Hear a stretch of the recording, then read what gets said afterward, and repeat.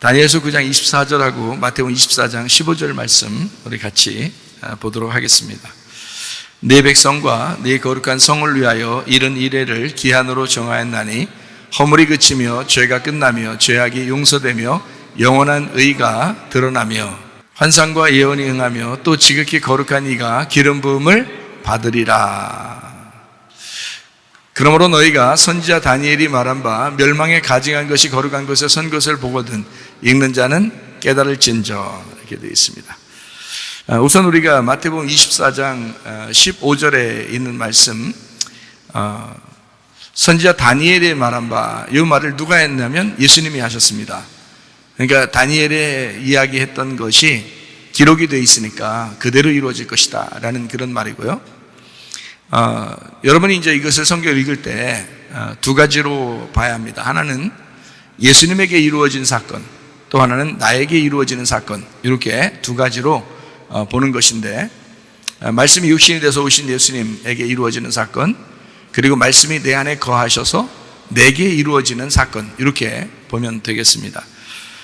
마태복음 24장 2절 말씀 한번 보겠습니다. 대답하여 이르시되 너희가 이 모든 것을 보지 못하느냐? 내가 진실로 너에게 이르노니 돌 하나도 돌 위에 남지 않고 다 무너뜨려지리라. 자, 이거 누구 얘기일까요? 먼저는 예수님에 대한 이야기고 두 번째는 나에 대한 이야기죠. 그죠? 예, 그러니까 다 무너진다. 그 말은 다 무너져야 된다는 말이죠. 다 무너져야 된다. 죽어야 된다는 말이에요. 그게 이제 예수님에게 이루어지는 사건이죠. 그리고 나에게도 이루어지는 사건이죠. 그래서 예수님도 죽으시고 우리도 죽는다, 이런 말인데요. 요한복음 2장 19절, 21절 이렇게 한번 보면 되겠습니다. 예수께서 대답하여 이르시되 너희가 이 성전을 헐라 내가 사흘 동안에 일으키리라. 이 성전 21절에 그러나 예수는 성전된 자기 육체를 가리켜 말씀하신 것이라. 그러니까 예수님이 성전인데 그 성전에 예수님이 사흘 동안 다시 부활할 것이다. 사흘 만에 부활할 것이다는 얘기고, 그 성전은 예수님이다, 이 얘기를 한 거죠. 예수님의 육체, 예수님의 몸을 얘기하는 것이다, 이런 얘기고요. 이것이 이제 다니엘서에 있는 이야기를 갖다가 마태복음 24장에 예수님이 계속 이야기하는 거거든요. 그러니까 성전의 그 멸망, 파괴, 또 예루살렘의 멸망, 뭐 이런 얘기들을 이제 하는 거죠. 그럴 때 이제 두 가지, 하나는 예수님의 그 죽으심, 또 하나는 나의 죽음, 이렇게 표현하는 얘기예요. 성경은 예수님에 대한 이야기를 썼지만 사실 우리에게 주어지는 우리에 대한 이야기다, 이렇게 보면 성경을 정확하게 보는 것입니다. 예, 다른 사람에 대한 이야기가 아니고 나에게 주시는 말씀이다, 이렇게 봐야지 자기들이 직접 그 말씀을 깨닫고 경험하고 그러죠. 예, 그게 이제 성령이 하시는 역할이죠. 마태복음 15장 22절부터 28절까지 말씀을 잠깐 보겠어요. 가나안 여자 하나가, 이게 이제 수르보니게 여인이에요. 그 마가복음 7장에 나오는 수르보니게 여인인데, 여기서는 이제 가나안 여자라고 했어요. 이방인 여자죠. 이방인 여자 하나가 그 지경에서 나와서 소리질러 이르되 주 다윗의 자손이여 나를 불쌍히 여기소서, 내 딸이 흉악하게 귀신 들렸나이다 하니 예수는 한 말씀도 대답하지 아니하시니, 이거 진짜 왕따 시키는 거고 정말 무시하는 행동이죠. 말 안 한다는 거는, 그죠? 누가 자꾸 물어보는데 말 안 하고 가만히 있으면 무슨 취급한다 그러잖아요. 예, 뭐 이렇게 없는 취급하는 거 있잖아요. 예, 그러니까 그런 이제 이야기예요 지금. 그러니까 예수님이 이러면 안 되거든요. 이런 일들이 없었는데 이 여자한테는 꼭 그렇게 했어요. 그러니까 이상하잖아요. 한 말씀도 예수님이 말하지 않는데 제자들이 와서, 이제 제자들이 하도 안쓰러우니까 제자들이 말하는 거예요. 청하여 말하되 그 여자가 우리 뒤에서 소리를 지르오니 그를 보내든지 뭐 어떻게 하든지 그를 보내소서, 막 이런 얘기하는, 그 보내든지 하여튼 뭐 어떻게 치료를 해주든지 뭔 얘기를 들어줘야 될 거 아닙니까? 이런 얘기예요, 제자들이 하는 얘기가. 그렇게 했더니 예수께서 이제 뭐라고 대답하냐면 이렇게 얘기해요. 또 더 무시해요. 이르시되 나는 이스라엘 집에 잃어버린 양 외에는 다른 데로 보내심을 받지 아니하였다 하니라, 이렇게 하죠. 여자가 와서 예수께 절하며 이르되 주여 저를 도와주십시오. 얼마나 안타까운 이야기입니까? 그죠? 저를 도와주십시오. 대답하여 이르되 자네의 떡을 취하여 개들에게 던짐이 마땅하지 아니하니라. 여자가 이르되 주여 올소이다. 알고 있었어요. 이방인에게 구원이 없다는 사실을 알고 있었어요, 이 여자도요. 알고 있는데 주여 올소이다마는 개들도 제 주인의 상에서 떨어지는 부스러기를 먹나이다 이렇게 얘기해요. 이에 예수께 대답하여 이르시되 이거 진짜 대단한데 이렇게 얘기하지 않고 여자여 네 믿음이 크도다. 야, 네가 믿고 있는 게 참 크네. 네가 믿고 있는 게 크네. 그러니까 예수님이 직접 뭐 손을 대거나 뭐 그 집에 가서 뭐 치료해 주거나 뭐 안수를 하거나 뭐 침을 발라서 뭐 눈에다 이렇게 해 주거나 이런 얘기 없어요. 그냥 네 믿음이 크도다 이랬어요. 네 믿음이 크도다. 그리고 네 소원대로 되리라. 그러니까 예수님의 소원은 아니죠. 잘 생각해봐요. 자, 예수님의 소원은 아니에요. 여러분, 예수님이 우리를 치료하고 싶어 하십니까? 안 하고 싶습니까? 치료하고 싶어 하시겠죠. 문제 해결을 해주고 싶어 하시겠죠. 우리를 행복하게 해주고 싶어 하시겠죠. 근데 이 여자한테는 왜 이렇게 얘기하냐고요. 이 여자한테는 야, 자네의 떡을 어떻게 걔한테 주냐 해놓고 네 믿음이 크네. 그래도 막 해달라니까. 네 믿음이 크긴 크네. 근데 네 소원대로 되라 그럼. 네 소원대로. 그때 딸이 이제 낫게 되는 것입니다. 네 소원대로. 그러니까 예수님이 쫓아가서 해주거나 안수하거나 침을 발라주거나 뭐 예수님의 믿음으로 이렇게 해주거나 그런 게 없어요. 다른 사람들은 대부분 어떻게 해요? 안수를 해서 낫든지, 그죠? 침을 발라서 이렇게 낫게 해주든지 아니면 뭐 만져주시든지 막 이러잖아요. 다른 그 유대인들한테는. 그런데 이 여자는 이방인이라고요. 이방인한테는 안 그랬다고요. 예수님이 철저하게 이 사실을 지켰다. 그러니까 나는 지금 너를 위해서 온 게 아니야 이렇게 얘기하잖아요. 그렇죠? 왜 이렇게 얘기했을까요? 사랑이 없어서? 아니에요. 사랑이 많으신 예수님이 인류를 구원하러 오셨죠. 자기의 죽음으로 모든 사람이 구원. 그러니까 자기가 죽기 전에는 이방인들이 구원받아서는 안 되는 거거든요. 그게 이방인들에게 구원 주려고 하신 것이 아닌 거예요. 예수님이. 그러니까 이제 이게 참 성경을, 그러니까 이런 부분들이 예수님이 이 사람의 그 믿음을 시험했다 뭐 아니에요. 그런 거 아니라고.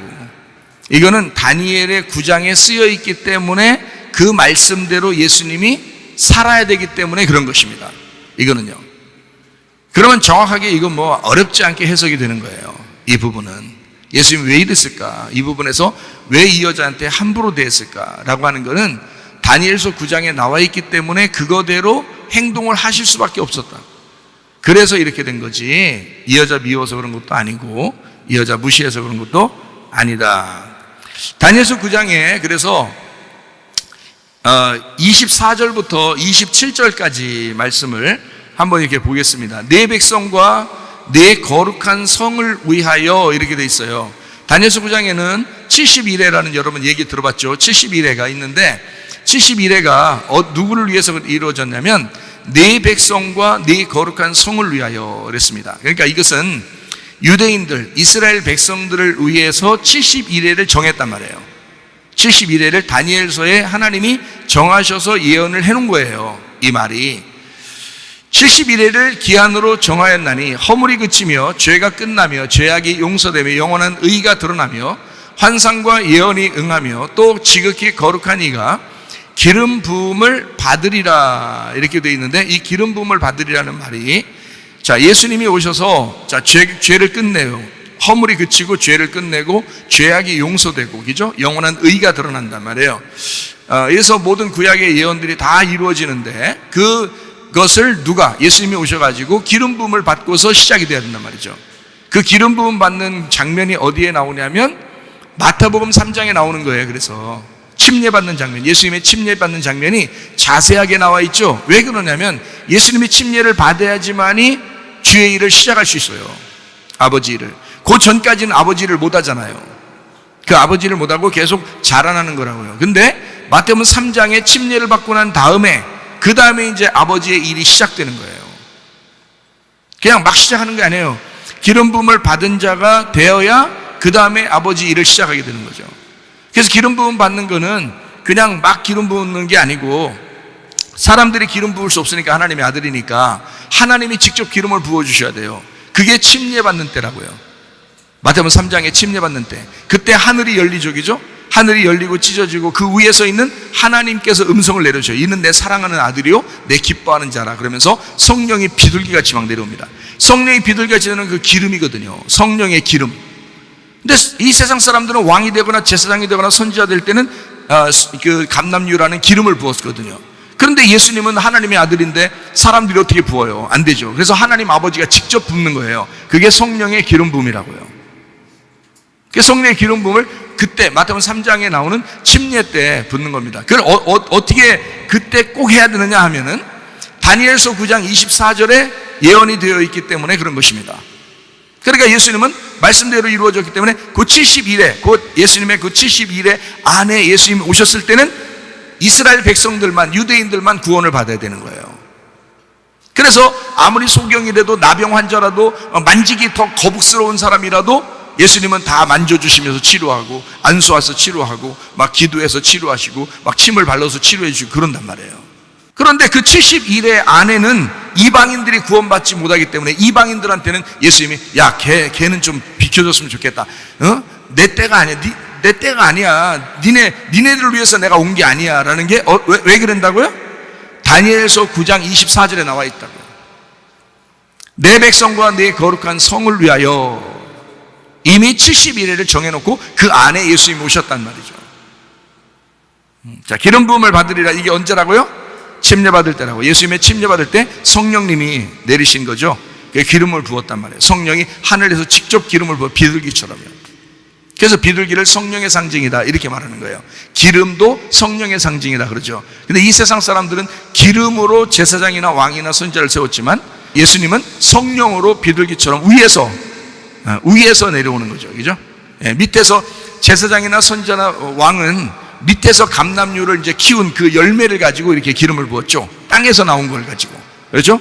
근데 예수님은 하나님의 아들이니까 위에서 내려오는 것으로 기름을 부은단 말이에요.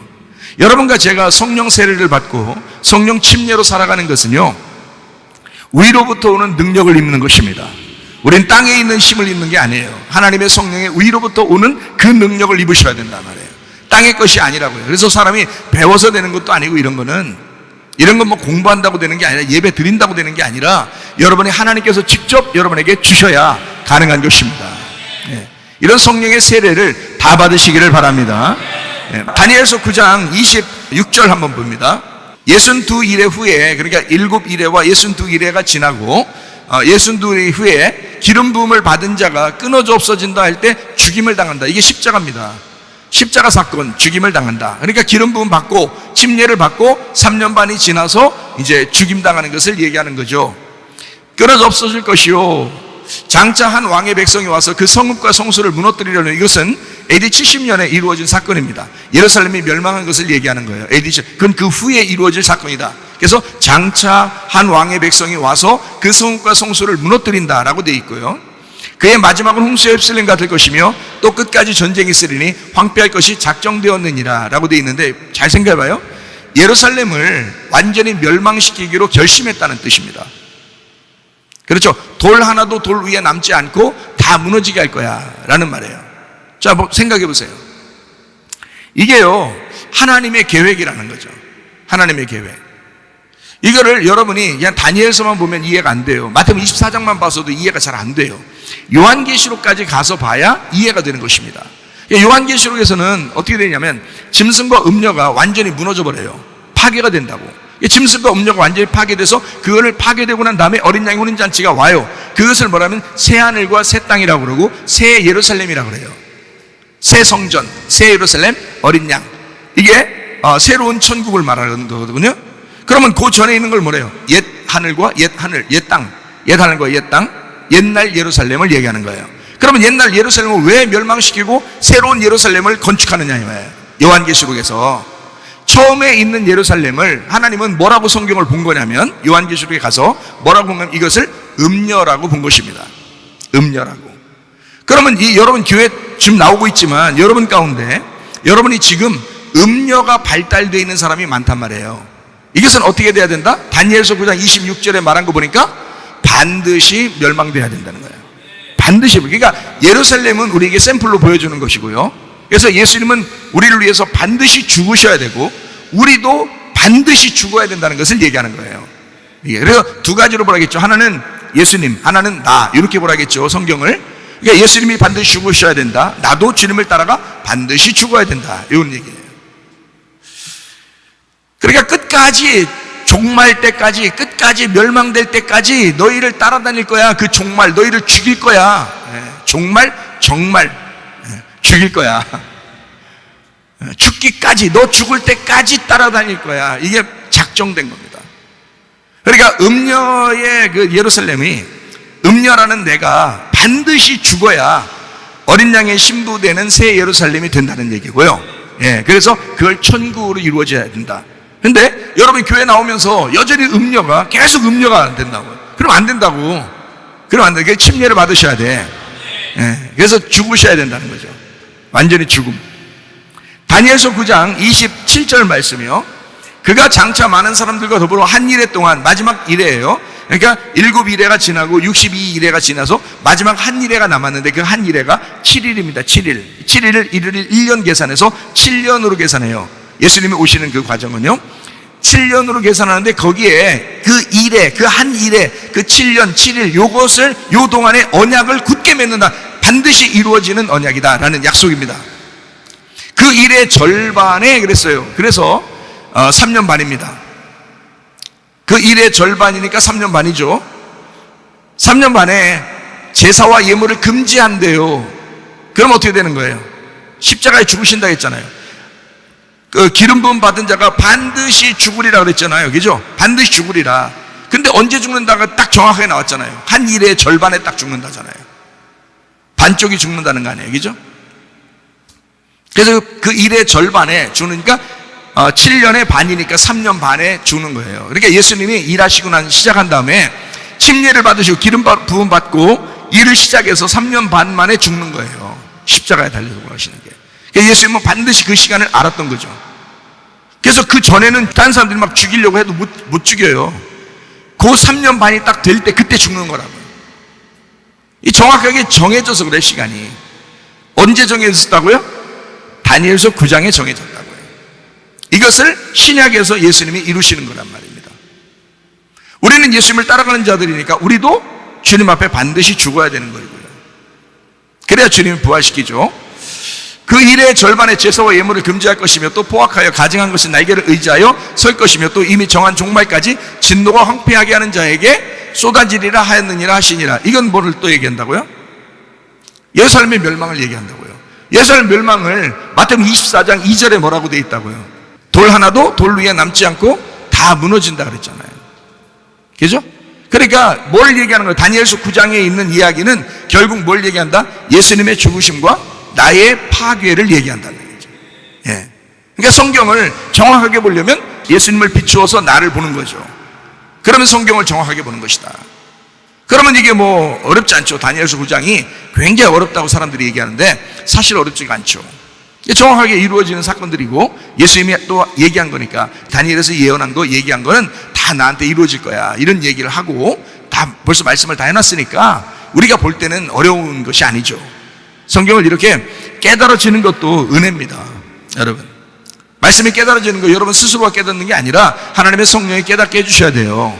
그것도 하나님의 역사라고요. 병 치료받는 것도 하나님의 역사고요. 가정의 문제가 해결되는 것도 하나님의 역사가 돼야 되고요. 남편이 뭐 아내가 도저히 이 사람은 안 바뀌어 해도 하나님께서 한 번만 번쩍하면요 다 바뀝니다.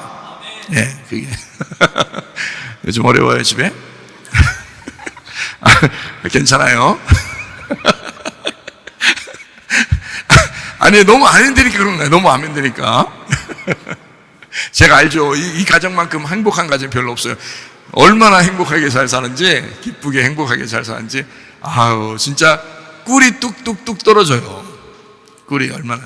꿀은 달콤한 거죠. 이렇게 그 아기가 얘기하더라고요. 꿀은 달콤한 거라고요. 자, 침례식은 예수님도 침례식을 직접 한 것처럼 침례식이라고 하는 걸 제대로 우리가 뜻을 알아야 돼요. 왜냐하면 예수님이 이 세상에 와가지고 자기가 몸으로 직접 한 건 침례식밖에 없는데, 그 침례식이 얼마나 중요하면 그렇게 했겠어요, 예수님이. 그러니까 이 침례식의 의미, 그 내용이라고 하는 건 굉장한 거죠. 여러분이 진짜 침례받았다, 세례받았다 하면서 대충 인생 산다는 것은 여러분 결혼하고 바람피는 것과 똑같습니다. 침례받으면 그렇게 하면 안 돼요. 예수님 중심, 교회 중심으로만 살아야 됩니다. 여러분, 예. 말씀 중심으로만 살으셔야 됩니다. 이게 성경의 뜻이에요. 어쩔 수 없는 걸 어떻게 해요. 성경이 그렇게 되어 있는 걸. 그래서 이거를 정확하게 알아야 된다. 부모는 아기한테서 배운다고 그랬죠. 부모는 아기한테 배운다. 영적으로 먹을 거를 준비하는 게 누구라고요? 부모님이라고요. 영적으로 그 먹을 거리를 사모하는 게 누구예요? 자녀들이라고요. 예, 여러분도 하나님 말씀을 사모하셔야 되겠죠. 예. 그리고 아기들은 특별히 자기 집에 대해서 그렇게 소중하게 여기죠. 예.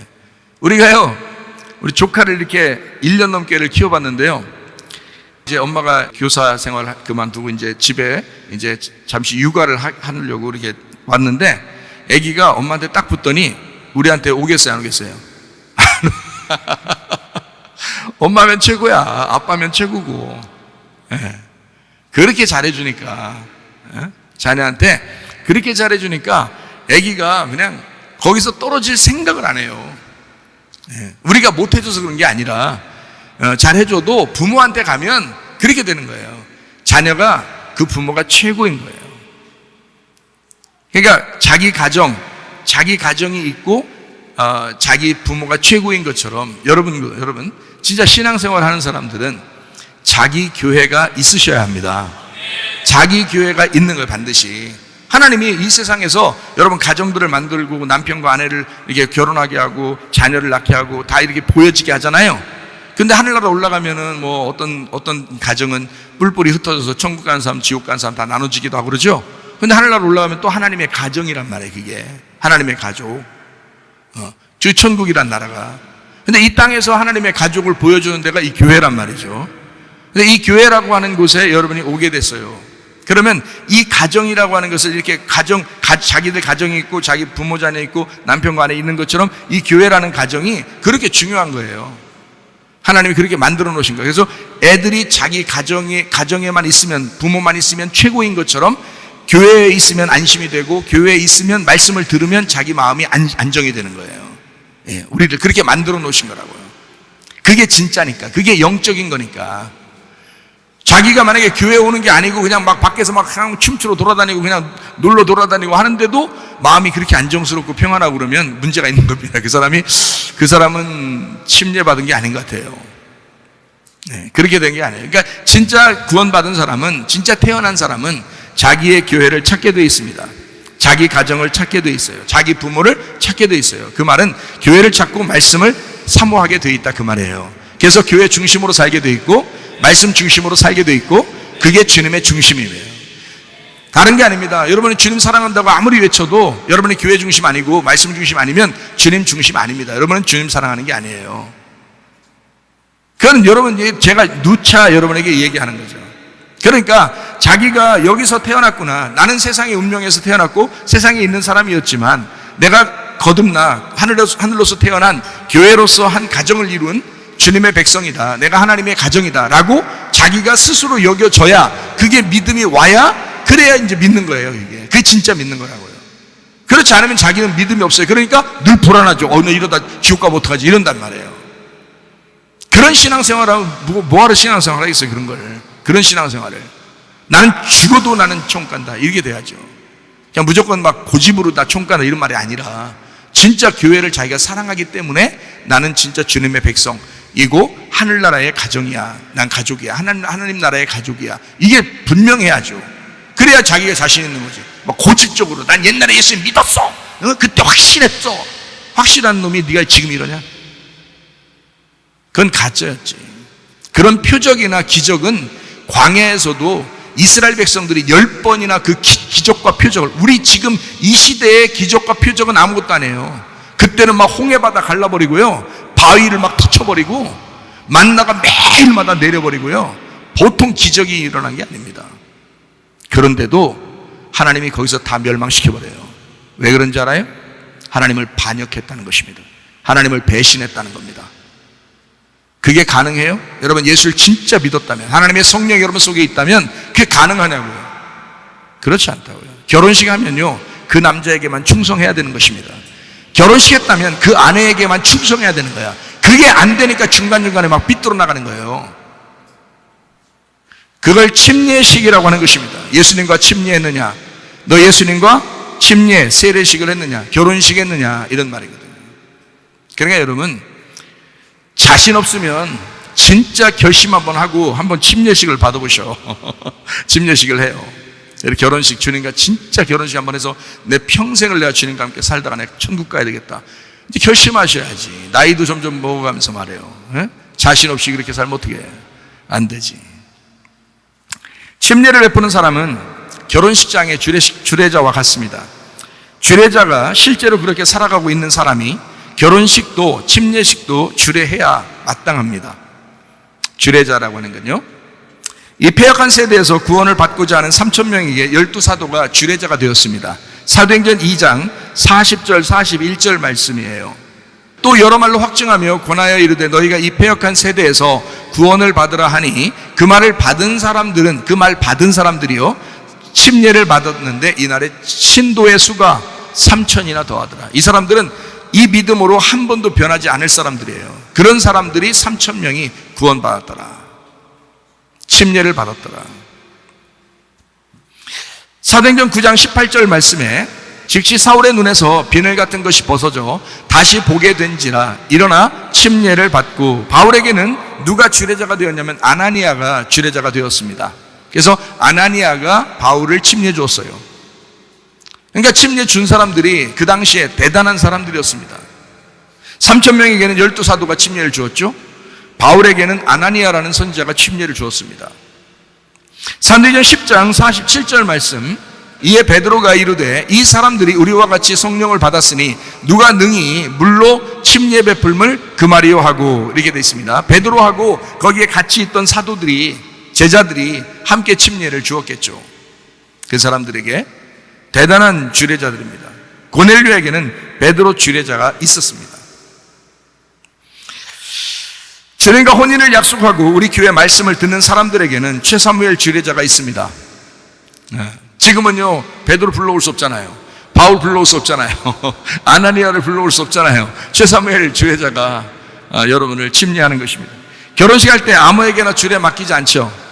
그죠? 주례를 그래도 심각하게 생각해보고 주례를 맡기잖아요. 적어도 그 결혼에 대의 명분이 있는 사람에게 주례를 맡길 것입니다. 그래서 침례식이나 결혼식은 주례자는 주님의 종이어야 합니다. 주례자는 주님이 부르신 분명한 사실이 있는 사람이어야 합니다. 주례자는 하나님의 말씀을 청지기로 맡겨진 사명이 있는 사람이어야 합니다. 그런 사람들이 주례를 맡아야 돼요. 아무나 막 주례해서는 안 됩니다. 주례자의 선포에 따라서 결혼식도 하고 침례식, 세례식도 진행될 것입니다. 그 말이 권위가 있도록 자신을 잘 준비하시기를 바랍니다. 다시 말하면 주례자 자체가 먼저 준비된 사람이 되어야 된다. 저도 옛날에 같으면, 저도 옛날에 목사 생활하면서도 그때 침례식도 하고 뭐 바다에서도 침례하고 강에서도 침례하고 막 침례를 많이 했는데, 지금 생각해 보면 상당히 부끄럽습니다. 지금 다시 침례 줬어야 되는데 이제 이런 안타까움들이 있어요. 다시 다 불러드릴 수도 없고, 네, 그런 안타까움이 지금 있습니다. 그래서 지금은 이제 진짜 한번 잘해보자, 진짜 침례식 한번 해보자, 이제 이런 마음을 갖게 됩니다. 주례자와 같은 사명을 가지고 살아갈 결심을 하고 결혼식이든 침례식이든 참여해야 합니다. 주례자는 자신이 먼저 결혼 생활과 신앙 생활을 똑바로 해야 합니다. 주례자가 먼저. 그러니까 외식적으로 하지 말자는 거예요. 주례 해주는 사람이나 침례식을 받는 사람이나 외식적으로 하지 말자는 거야. 이제는 그런 의식적으로 그런 삶을, 주례자도 똑바로 내가 진짜 이런 사람이다 라고 그렇게 될 때 해주라는 거야. 그리고 받는 사람도 진짜 내가 그런 사람이 되겠습니다 라고 결심하는 사람이 받으라는 거예요. 그래서 주례자가 먼저 중요하죠. 먼저 주례자는 결혼 생활도 똑바로 해야 되고 신앙 생활도 똑바로 해야 되니까 그런 사람이 주례를 서야 되죠.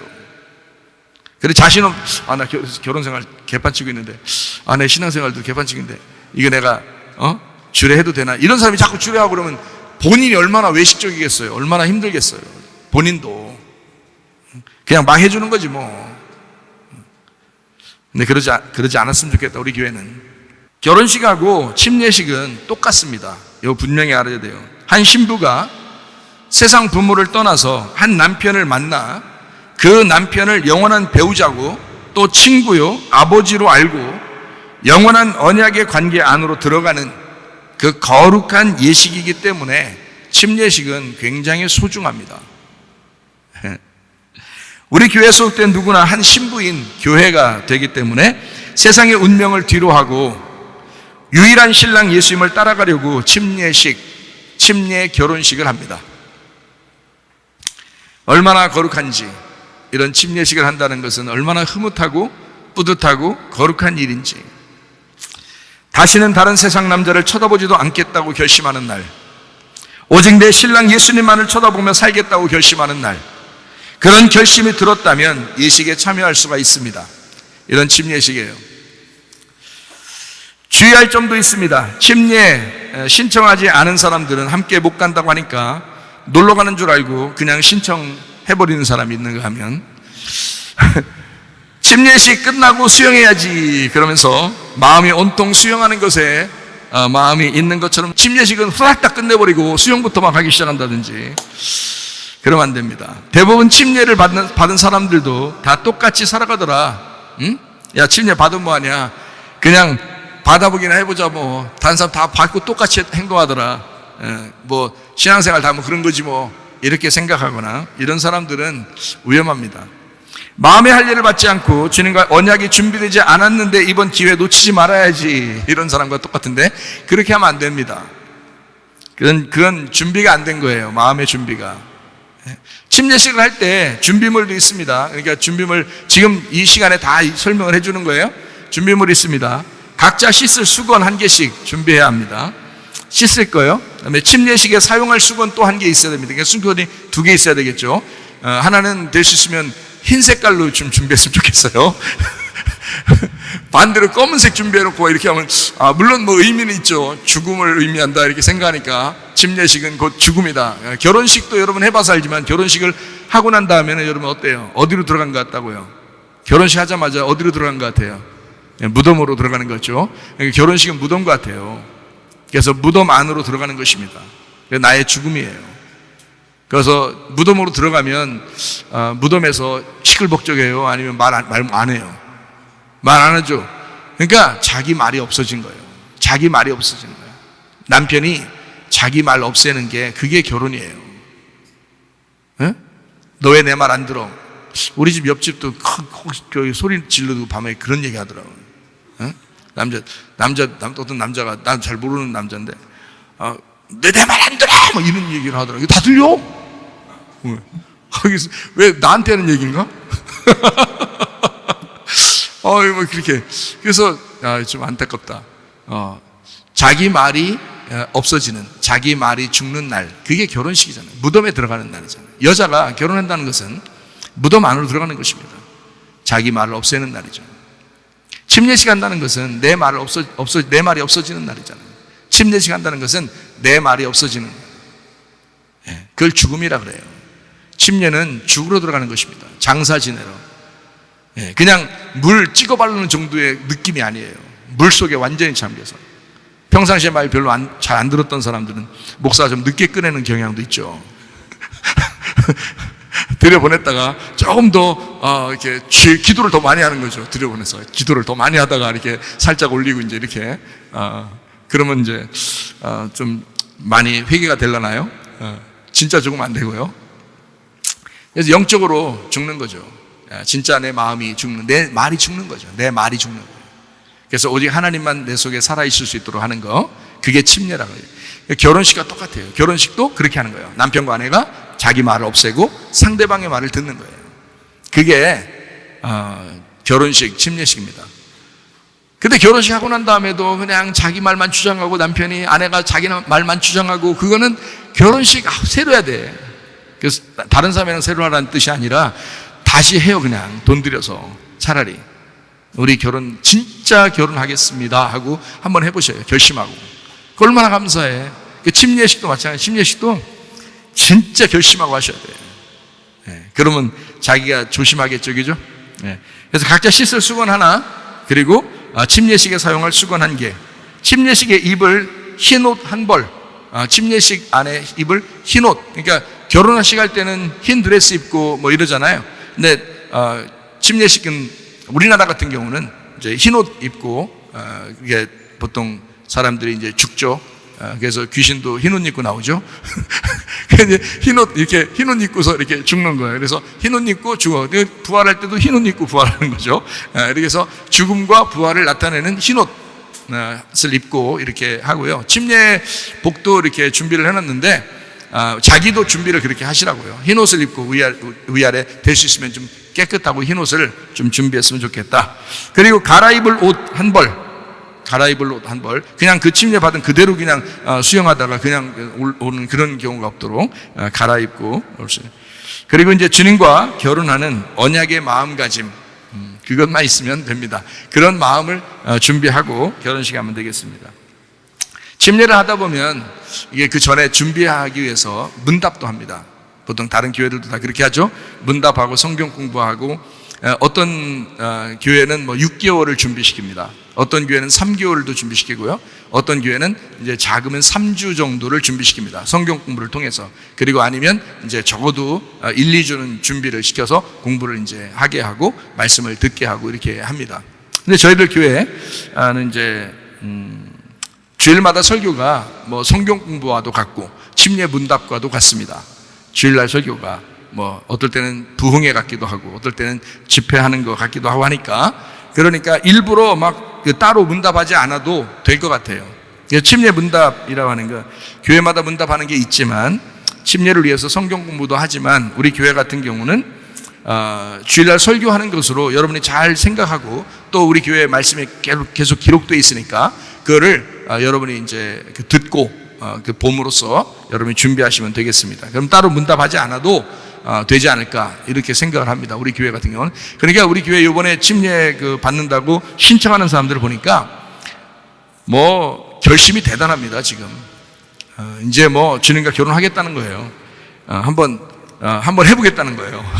그런 사람들만 이렇게 신청을 하더라고요. 그래서 어떤 사람은 또 새로 받겠다는 거예요. 자기 한번 진짜 결심하고 이번부터 내가 다시 한번 주를 위해서만 살겠다, 한번 이런 결심도 하고 새로 받으려고 하고 준비하고 하더라고요. 제가 이렇게 신청을 받아보니까 저는 감사한 일입니다. 어쨌든 주를 위해서 결심하고 살아간다는 것은 뭐 100번을 받든 뭐 1번을 받든 2번을 받든 상관없이 중요한 결심이죠. 자기가 주님에게 향한. 설교 듣고 확신하고 아멘하게 되면 그것으로 될 정도로 복음을 증거하고 있습니다. 우리 교회 같은 경우는요. 그래서 말씀을 계속 잘 듣고 순종하려고만 하면 여러분 결심은 별로 문제가 안 돼요. 결심이 금방 되니까. 이번 주 안에 한 사람씩 그 믿음에 대해서 또 다시 말해서 자기의 결단, 그 결심을 확인하는 그런 시간도 가지려고 합니다. 그런데 이것을 시간이 없으면 뭐 확인을 못하고 침례식을 하면서 확인하고 침례를 줄 수도 있고요. 아니면 좀 시간이 돼서 옆에 있는 사람이면 같이 얘기도 좀 한번 하고 그렇게 결심을 확인하고 이제 할 것입니다. 복잡하게 아니하고 한 가지만 분명하게 하면 됩니다. 변함없이 주님만 신랑으로 여기면서 날마다 죽으며 살아가겠느냐 하는 질문입니다. 여러분에게도 마찬가지예요. 여러분 세례를 받았든지 침례를 받았든지 아니면 이번에 새로 침례를 받았든지 아니면 다시 이번에 받으면서 확인을 하든지 어쨌든 변함없이 주님만 신랑으로 여기면서 날마다 죽으며 살겠느냐 하는 것입니다. 그 침례식이 뭔지를 분명하게 아느냐 하는 겁니다. 여기에 인격적으로 아멘할 수 있다면 구원의 확신이 있는 것입니다. 그 구원이라고 하는 건 말이에요, 자기가 직접 확인해야 되거든요. 자기가 고백해야 돼요. 주님이 우리에게 은혜를 베풀어 주셨어요. 근데 자기가 그걸 거부할 수가 있거든요. 그래서 거부하는 것도 받아들이는 것도 자기 자유예요. 비는 똑같이 내려요. 그런데 항아리에 뚜껑을 열어놓으면 비가 들어가는 것이고 뚜껑을 자기가 닫아놓으면 안 들어가요. 하나님의 은혜를 온 세상에 다 베풀어 주셨어요. 예수 그리스도가 이 땅에 오셨습니다. 그런데 그 예수님을 자기가 입으로 고백하고 마음으로 믿으면 그때 구원받는 거죠. 그 진실로 말입니다. 그런데 그렇지 않으니까 자기가 옛날에 그냥 믿은 것 같았었단 말이에요. 이게 외식적인 것이고 뭔가 이게 착각했던 거예요. 구원받은 줄로. 그런 사람들은 헷갈린 거예요. 그러니까 늘 불안해. 자, 예수 믿는 것 같지가 않아서 늘 불안해. 그래서 옛날에 내가 확실히 고백했는데요, 그 확실히 고백한 것이 진짜면 지금도 그런단 말이에요. 변함없단 말이에요. 그게 진짜였다면 지금도 똑같단 말이에요. 근데 그게 안 된다고.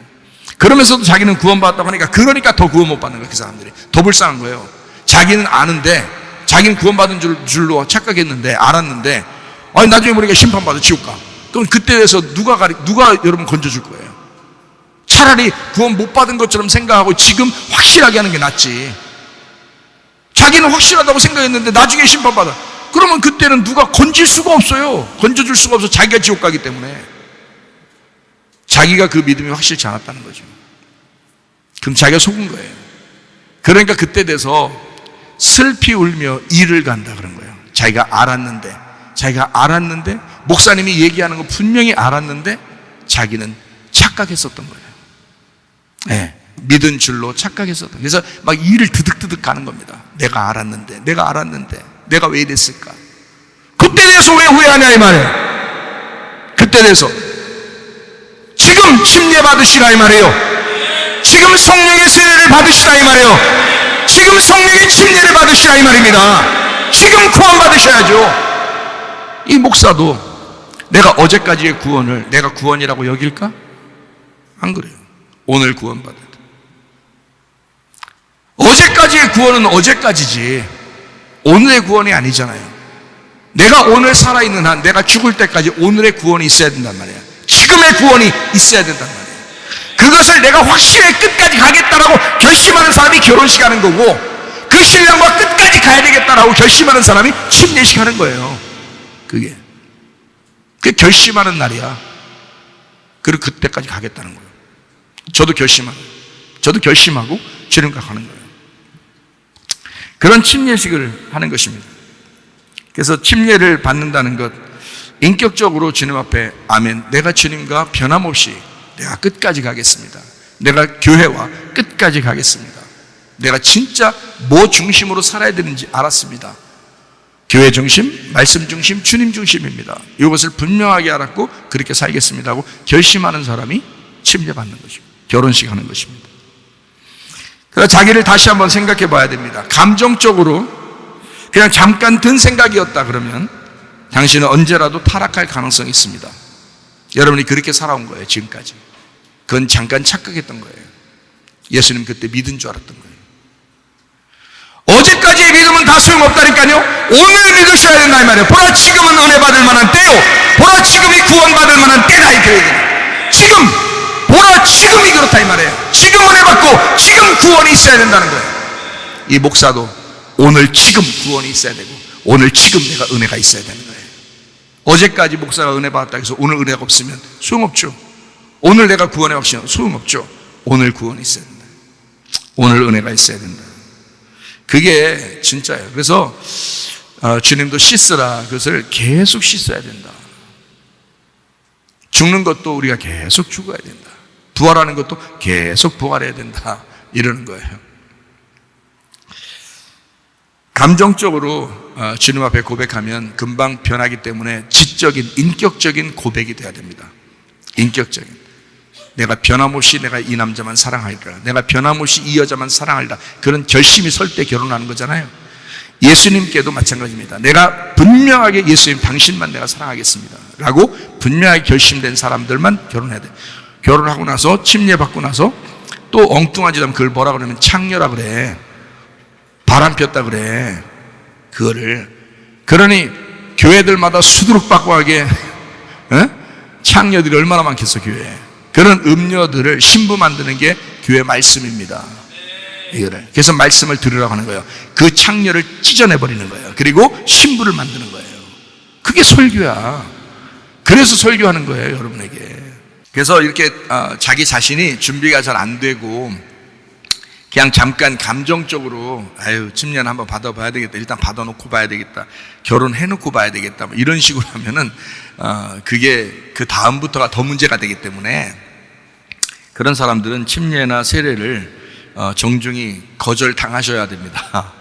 그런 사람들은 자신을 점검하면서 확인하고 결정하셔도 늦지 않습니다. 이번 침례는 확실한 사람만 주고 싶습니다. 앞으로도 마찬가지예요. 확실한 사람만 침례를 주고 싶어요. 예전처럼 의식에 불과한 침례를 하고 싶지 않습니다. 목회자와 교회를 위해서 또 주님과 말씀을 위해서 평생도록 살아갈 사람들을 모집하기 때문에 그런 사람들을 모집해서 이번 주 안에 내일 결심하시고 침례를 주려고 하기 때문에 여러분 저와 얘기하시고 하셔도 되고요. 그렇지 않고 내일 직접 침례 받는 시간에 결심하고 그 얘기를 답해도 됩니다. 누군가 언제라도 이렇게 물어볼 때 여러분이 자신 있게 아멘 할 수 있는 사람, 지난번에 너무 많은 증인 앞에서 주님과 침례 결혼식을 올렸지? 이렇게 누가 물어볼 때 여러분이 어떤 행동을 했을 때 너 그때 침례 받았잖아. 그러면 다른 말로 말하면 너 지난번에 누구누구랑 결혼했잖아. 이렇게 말했을 때 자기가 떳떳해야죠. 그래야 그게 올바른 생활한 거죠. 부끄러우면 어떻게 해요? 벌써 죄를 진 거잖아. 근데 그런 마음도 없는 사람들이 태반이라는 거죠. 부끄러운 마음도 없고 미안한 마음도 없어. 그 이상한 거지. 그건 회개할 마음이 없는 사람이라는 거죠. 그러면 안 된다는 거지. 그런 사람은 결혼식 안 하는 게 낫고요. 침례식 안 하는 게 낫죠. 그러니까 부끄러운 마음을 가지고 있어야 되죠. 그러니까 자기가 잘못했을 때 너 침례 받았잖아 지난번에. 너 지난번에 결혼했잖아. 너 주님과 결혼했다면서 라고 누군가 말했을 때 어쩌라고 이러면 안 된다는 거죠. 너나 잘해 어쩌라고 뭐 이런 식으로 하면요 그거는 이제 곤란합니다. 그런 식으로 자기가 살게 되면 이거는 뭐 침례를 받은 것이 오히려 비방하는 거죠. 오히려 뭐 무시하게 되는 거. 안 되니까. 주님과 내가 결혼했어. 그날부터 나는 새로운 사람이야. 나는 오직 주님의 신부고 나는 그렇게 살아갈 거야 라고 그렇게 생각하는, 그렇게 살아가려는 사람이면 침례 받으시면 됩니다. 분명히 그 결혼에 대해서 무시하거나 또는 침례식에 대해서 진짜 어쩌라고 식의 그 무시하는 그런 사람이면 침례 안 받는 게 낫죠. 부끄러운 마음을 갖고 그렇지 그러면서 자기를 다시 송곳으로 찌르는 것처럼, 가슴을 찌르는 것처럼, 그렇지 내가 이래서는 안 되지, 내가 정말 주님만 위해 살아야지, 내가 교회만 위해 살아야지, 이렇게 미안한 마음을 가지고 그런 부끄러운 마음을 가지는 그런 사람들, 그러면 됩니다. 그런 마음을 가지고 있으면 주님께서 사랑하는 사람이죠. 그런 사람. 그런 마음이 없으니까 문제인 거지. 여러분 그동안 잘 생각해 봐요. 침례를 받으신 분들, 세례를 받으셨던 분들, 그런 분들이 교회 다니면서 이런 마음이 얼마나 있었냐고요. 별로 없다고. 그냥 지 마음대로 산다고요. 그러면서도 괜찮다고 생각한다고. 자기는 참기면서 자기 마음대로 살아간다고. 그러면서도 괜찮다고. 부끄러워하지도 않아요. 미안해하지도 않아요. 근데 우리 교회에 오면은 미안해져요. 우리 교회에 오면은 부끄러워진다고요. 왜? 말씀이 계속 부끄럽게 만들어. 말씀이 계속 벗겨내버리고, 말씀이 여러분 자꾸 막 찢어내버리고, 말씀이 계속 여러분 미안하게 만드니까 자꾸 미안해져. 그런 교회가 진짜라 이 말이에요. 그런 교회가 당신을 살리는 거예요. 그게 아니면 당신 죽은 거예요. 여러분만 얼려 죽겠다 어느 날 심판받으면 누가 책임지냐고. 그 목사가 책임지냐고. 자기 영혼을 자기가 책임져야 되는데, 자기가 찢어나갈 때 그 가슴이 아리고 아픈 그 상처가 있는 마음을 부여잡고 주님 앞에 회개하면서 나오는 사람, 그 부끄러운 마음을 가지고 주님 내가 소경입니다, 내가 사마리아 여자입니다, 내가 38년 된 병자입니다, 내가 세리입니다, 내가 창녀입니다 하면서 가슴을 부여잡고 나올 수 있는 그런 교회, 그래야 주님이 은혜를 베풀어 주시죠. 주님이 그래야 구원하시죠. 그게 성령 세례란 말이에요. 그러니까 주님께 가까워지는 거예요. 교회를 사랑하게 되는 거예요. 주님 중심으로 살게 되는 거예요. 그 사람들이. 그러니까 의식적으로 침례받거나 세례받고 행동을 그따위로 하지 마시라 이 말이에요. 진실로 받으시라는 거야. 그리고 진짜 부끄러워하라는 거야. 진짜 미안해 하자는 거야. 만약에 진짜 미안하지 않고 부끄러워하지 않고 싶은데요, 그렇게 말하는 사람은 이렇게 하면 딱 됩니다. 자기 아내만 사랑하면 돼. 자기 남편만 사랑하면 되잖아. 우리한테는 예수님이 신랑이잖아. 결혼했잖아. 침례식을 통해서. 그러면 예수님만 사랑하면 돼. 예수님의 교회만 사랑하면 돼. 그러면 안 부끄럽죠. 내가 아무리 여러분에게 막 얘기해도요, 안 부끄럽죠. 왜냐하면 자기가 주님을 위해 사니까, 자기가 교회를 위해 사니까. 그럼 그렇게 살지 못하면 그걸 찢어주면 감사한 거고, 안 찢어주는 교회는 가짜인 거고. 이해가 돼요? 근데 만약에 자기가 그렇게 살고 있으면 그렇게 아무리 얘기해도 그게 기쁘고 행복하단 말이야. 주님과 내가 같이 있으니까. 이해가 돼요? 예, 그렇게 돼요. 우리 교회가 마지막 때에 회개에 아주 참된 모범이 되는 교회가 돼야 됩니다. 그래서 날마다 회개하겠습니다 하고 결심해야 됩니다. 날마다 구원을 받겠습니다 라고 결심해야 합니다. 날마다 주님과 그 말씀과 교회 중심으로 살겠습니다. 그 말씀에 아멘 하겠습니다. 그러면 되는 것입니다. 그런 결심을 가진 사람은 주님과 결혼할 자격이 있습니다. 기도하겠습니다. 우리 하나님 아버지, 사랑과 은혜를 감사를 드립니다. 아버지, 우리가 진정으로 침례를 받았나? 우리 주님과 함께 정말 침례를 받고 내가 죽고 그리스도와 함께 내가 부활했는가? 하나님, 나의 삶을 통하여 오직 그리스도 예수만 드러나게 도와 주시옵고, 하나님 주 예수 그리스도와 동행하다가 주님 만나게 도와 주시옵소서. 예수님 귀하신 이름 받들어 기도 올리옵나이다.